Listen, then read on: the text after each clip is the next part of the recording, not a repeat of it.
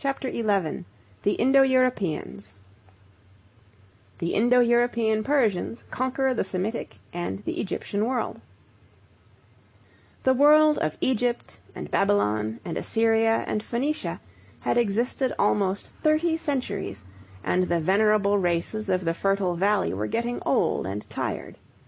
Their doom was sealed when a new and more energetic race appeared upon the horizon.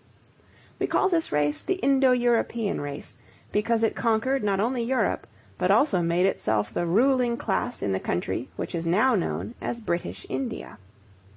These Indo-Europeans were white men, like the Semites, but they spoke a different language, which is regarded as the common ancestor of all European tongues, with the exception of Hungarian and Finnish and the Basque dialects of northern Spain.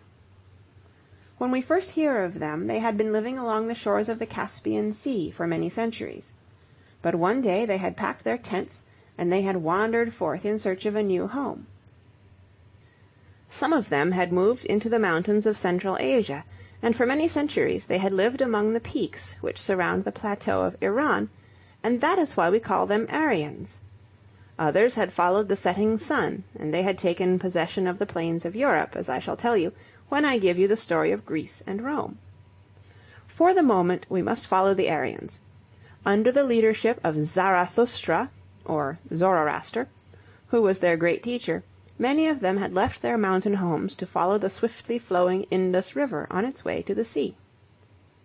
Others had preferred to stay among the hills of Western Asia, and there they had founded the half-independent communities of the Medes and the Persians, two peoples whose names we have copied from the old Greek history books.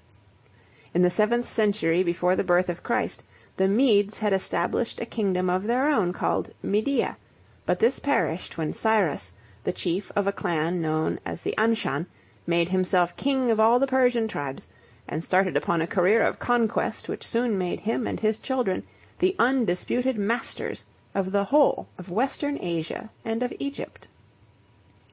Indeed, with such energy did these Indo-European Persians push their triumphant campaigns in the West, that they soon found themselves in serious difficulties with certain other Indo-European tribes, which, centuries before, had moved into Europe, and had taken possession of the Greek peninsula and the islands of the Aegean Sea.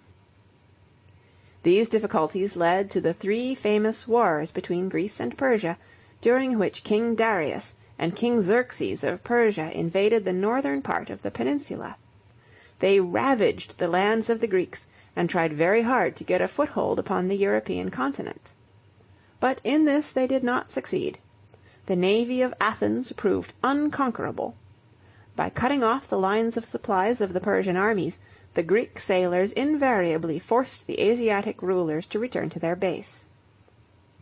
It was the first encounter between Asia, the ancient teacher, and Europe, the young and eager pupil.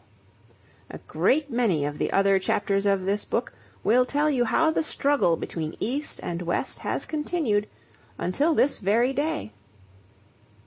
End of chapter 11.